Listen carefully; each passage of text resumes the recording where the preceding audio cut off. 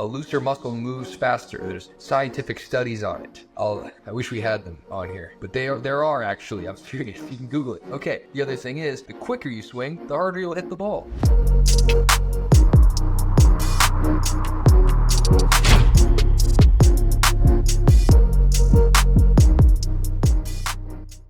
This is the moment we waited for. Everything you want is right here. We gon' give them what they came for. We gon' take it up from last year.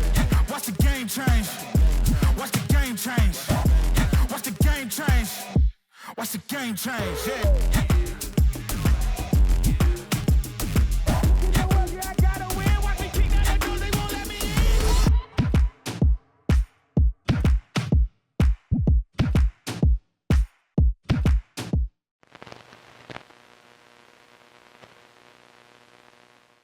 Okay, so we are back with another episode of the James Ignatowich Show. We're going to get into it as we always do. We don't really beat around the bush in the beginning. We like to just make it fast. One of the things that I think is coming up a lot, and this podcast is more geared towards 3-0s than 3-5s. If you're above a 3-5, I would hope you're not having this problem. But if you are, then yeah, we're going to talk about it. So, I'm seeing a lot of players on their resets pulling up their body and pulling up their head while they hit the reset, especially the mid-court reset. I think it's okay to have some movement, when you're resetting at the kitchen. Somebody has a high, you pop up let's say you pop up your dink, or your partner pops up your dink. You would never pop up a dink, right? You watch my podcast. You've got good technique. You're not going to pop up a dink. But let's say your partner doesn't watch the James Ignatowich podcast, so they're popping up dinks left and right. And that's not good. So let's say they pop it up. Then if you're resetting at the kitchen and you're in a tough spot, some head movement is okay because it's very quick. You can't really control. You can't have the quietest body ever. It's just a tough situation to be in. So I get it. But if you are resetting in the midcourt, you have a lot of time. Resetting in the midcourt, or let's say 2 feet in front of the baseline, your opponent is all the way on the other side, and they're also past the kitchen line on the other side. You've got a good 15 to 20 feet, probably more than 20 feet actually, to work with. So it's not a lot of time. I'm sure they could be hitting the ball hard at you, but you have enough time so that you don't have to be so wildly moving around with your head. And just like I've said before, I've noticed that as you go down in level, the movement of the head during points goes up in level. I've seen a lot of, and I've been teaching a lot, and so many of the 3-0s are moving their head side to side, or they're pulling up their head like this. I would highly recommend, especially in the transition zone where you want to have as quiet of a body as possible, you're trying to hit a soft, precise shot, I would highly recommend that your head is as still as it can possibly be. And if you've ever watched me play, that I'm bouncing up and down for the entire match. I don't teach that. Something's wrong with me. But when I am hitting resets, I am as quiet with my body and my head as possible for the duration of the swing. So I'm bouncing up and down, whatever, the weird stuff that I do, and then somebody hits a ball at me, and while I am contacting that ball, I'm as quiet with my body as possible. I think it's super important, because if you could have, let's say this, you could be Colin Johns. You could have perfect technique on the reset. You could never miss a reset. Now, if I told Colin Johns that every time, or maybe, let's say half the time he reset it, he had to do this little body and pull up his head like this, I don't think he would be making all of his resets. Even the best resetter in the world, if you told him that he had to pull up his head, he wouldn't be making all of them. So who are you as a 3-0 to be pulling up your head every reset? It's not a good idea. You have to have a quiet body first because, it's just tough. It's very tough to make these very soft, precise shots off of hard overheads and hard, whatever the case might be, popped up dinks from your partner. It is very tough to be, let's just say, hitting a difficult shot. A reset is not as easy as a dink, I'd rather be pulling up my body or trying to pop up my head while I hit a serve into that big target that is the cross-court box versus trying to hit a reset that's going to, bounce perfectly in the kitchen. Very tough to do with a non-quiet body. So I would say just being as still with your head as possible, I think that actually helps quiet the rest of your body. Focusing on your head, keeping that still, and the rest of your body, at least in my personal experience and when I've been teaching private lessons to players, has helped a ton. Speaking of teaching private lessons to players, I've been doing some of that, and I've been having some great results. I'm kind of surprised at how good of a one-on-one coach I am, No, I'm just kidding. I'm not surprised. No, I'm just kidding. I'm kidding all around. But I am doing private lessons. I'm doing private Zoom lessons a lot more now. So if you're interested in taking private lessons with me, I'm opening up some hours, and I have a few hours left. Obviously, I've got a lot of people looking to do it because there's a lot of people that watch this podcast and hopefully learn something. So I do have some hours open, and the way to reach out to me about those private Zoom lessons, and they're not that cheap. So that's just how it is. But if you do want them and you want to get better, what we do is we go on a Zoom call. These days we're doing 45-minute Zoom call together, and we watch you play together. Me and you privately, or if you want to split the cost with friends, I can watch your group together. That's actually a more cost-effective way to do it. If you and 3 of your friends who are in your pickleball doubles group together want to have me watch you play while we all get on a Zoom call together, and I will tell you what you're doing right and what you're doing wrong, that's a way more cost-effective way to split the cost of the Zoom 45 minutes with me, and we have some fun, and I try to help you guys out and make you guys better.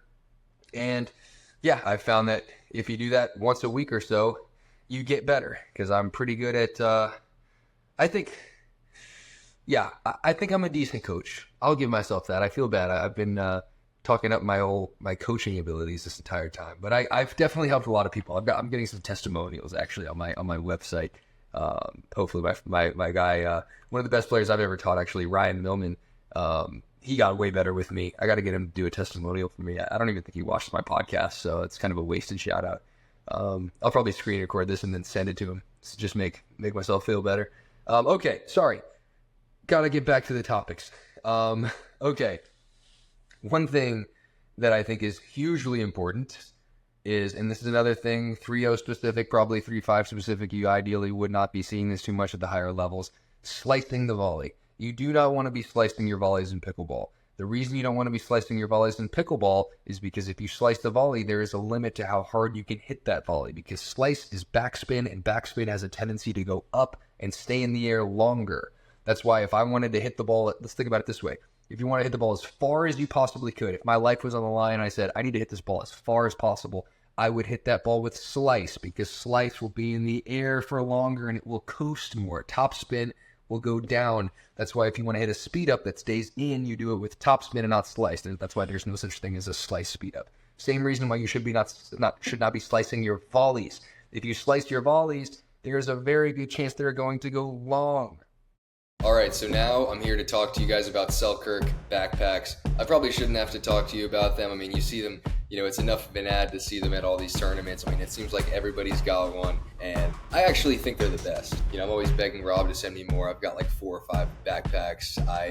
They last so long too. I think the biggest thing about Selkirk backpacks is that they're really durable, especially with me. I mean, I'm putting as many paddles as possible in the backpacks. I've got gallons of coffee in the backpacks, sweaty shirts. I've done everything possible that you shouldn't do to a backpack to a Selkirk backpack, and I've had it now for 2 years. So I'm a huge proponent of the Selkirk backpacks. I think the tour line ones especially are very good. They look cool, they look sleek. I personally like the black ones. I'm known to bring 2 of them on court every match. So yeah, these are just my personal opinions on the Selkirk backpacks. I also think the team line is good, and yeah, I think if you want one, get one, because they're gonna last you quite a while, and they also look pretty cool, and they don't necessarily just look like a pickleball backpack either. I mean, I can wear them pretty much and bring them wherever, and it doesn't really, it kind of just fits in with any other backpack that you would have. So especially because with a slice, you have an open paddle face. With an open paddle face to the sky, the harder the ball comes to you, the more likely that ball is to pop up. So we don't need to get into the technicals of why you shouldn't slice. I'm sure that there's a good chance you probably know you shouldn't be slicing your volleys. We're just going to tell you how to stop. There's 2 reasons people slice their volleys, at least from what's been my personal experience. Let alone if you're a tennis player, if you come from a tennis background, of course you start learning, you slice volleys your whole life in tennis. So we're just going to teach you how to not. The 2 other reasons, outside of being a tennis player, obviously, is players are too tense with their arm. You do not want to be tense with your arm when you are volleying the ball. And this is the most, I think, under-taught thing in pickleball, is that on your volleys or your counters, you should be as loose as possible. If you watch the top pros, our arms are extremely loose when we're hitting volleys. We are not rigid. When I am volleying And volleying is probably the best part of my game, maybe. Countering is, maybe. When I'm doing it, I'm as loose as possible with my arm. It's like my arm is a noodle, and it just goes to where it goes. You do not want to be rigid, because the more tense you are with your volley, two things. The slower your arm moves, right? So if you want to do this demonstration, we'll do it. Get in a ready position. Try to move your arm quickly as you possibly can, side to side, and do it with as tense of an arm as possible. Be as tense with your arm as possible. Guess what? It's not going to move that fast. The looser you are, the more quickly it moves. So that's what you do. You want to be as loose as possible so that your arm reacts and moves quickly as possible. A looser muscle moves faster. There's scientific studies on it. I wish we had them on here. But there are actually. I'm serious. You can Google it. Okay, the other thing is, the quicker you swing, the harder you'll hit the ball. It's a pickleball. It's a very light wiffle ball thing. If you try to muscle it, that is not how you hit it hard. What you do is you just swing as fast as you can. Swing as fast as you can. And if anybody knows how to hit hard volleys, it's me. It's like the one thing I'm good at in pickleball. I don't even, the other stuff, I can serve and I can hit volleys hard. And I'm telling you, you just swing as fast as you can. That's all you do. You don't try to muscle it and swing it hard. You kind of treat it, it's kind of the same as a throw. If you wanted to throw a ball as far as you could, you would be super loose and you just throw it. Same exact type of thing. You wouldn't muscle the throw. That's not how you throw a ball as far as you can. If you watch like a pitcher in baseball, they're very loose when they throw. Same thing with a football player that's, a quarterback that's throwing a pass. Same thing with your volleys. You want to be super loose. Okay? So if you are slicing your volley, it's probably a product of you being too tense with your arm. Because if you're tense with your arm, you have more of a tendency to kind of just chop at it. So you should be very loose. And then the other reason why people slice their volleys is they contact the ball too close to their body. If you contact the ball close to your body, there is a very high likelihood that you will do this, the closer you are to your body. The farther away from your body, i.e. more in front you are with your contact point, the more likely it is to go down. See where my hand is? And you can actually do this with your paddle at home. You can extend on your backhand volley as far as possible, and you'll notice that the trajectory of your paddle is most likely pointing more downward, closed to the ground. And if it's pointing downward, it's got a closed paddle face to the ground, you can't slice it. The slice comes from having an open paddle face up to the sky. And here's another thing. Bring the paddle now, bring it right to your chest, and you'll notice more likely to be pointing upward. That's kind of just how the trajectory of the paddle works on the one-handed backhand counter. And to be clear, when we talk about slicing the volley, we're really only talking about the one-handed backhand volley here, within the forehand, obviously. The two-handed backhand volley, almost nobody slices that one. If you're slicing your two-handed backhand volley, you might have to sign up for a private lesson with me. That's a big problem. Just kidding. I'm actually not kidding. If you want to sign up, you can. Okay. Anyway, so those are the main things here. Close to your body and too rigid. Those are the two reasons why people slice their volleys. So I would say this is actually a prescription for almost anybody, though, that for the most part, the more in front you contact the ball and the looser you are with your arm, the better your counters tend to be. If you watch the top pros, we're all very in front with our contact point, not necessarily our ready position. When I tell a lot of the people at my clinics, be in front with your contact. Try to hit the volley as far in front as you feel comfortable. They just do this with their ready position. They go as far. That's not what I'm saying. The ready position's, in a relaxed, it's in front, but it's relaxed. It's nothing crazy. But when I'm actually contacting the ball, when I touch that ball, I'm almost all the way out here. I'm very far in front. Makes it way easier for me to get the ball down in my personal experience. Plus, I'm an extra 6 inches or a foot closer to the other person. They have less time to react. So, those two things are super important. And being loose. Being as loose as you can possibly be. Loosey-goosey, but also, you don't want to be using so much wrist. So, if you're, of course you're using some wrist on your volleys and on your counters. Don't get me wrong. I mean, you're not just recently going like this. There's definitely some wrist happening. But sometimes when I tell people to be super loose, they start doing this crazy floppy stuff with their wrist, which I would hope you guys would know not to do. But this podcast is geared towards 3-0s for the most part. This particular episode is, I would say, 3-0s and 3-5s who really slice the volley. And 3-0s and 3-5s, they do a lot of wild stuff sometimes. So they're a wild bunch, I would say. So anyway, that's pretty much all we got for this podcast. Make sure to tune into my Instagram. We're doing a bunch of funny posts and a bunch of obviously free tips. So the new Instagram is James Ignatowich Coaching.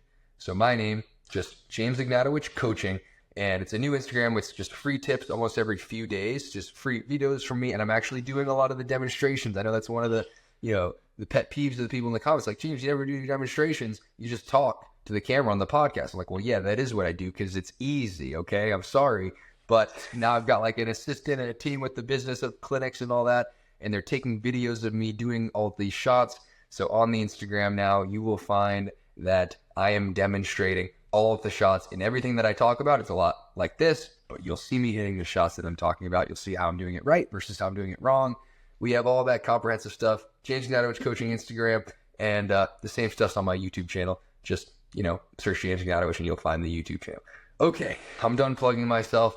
As usual, I stayed the last minute for that, and that's all we got. Thank you for watching.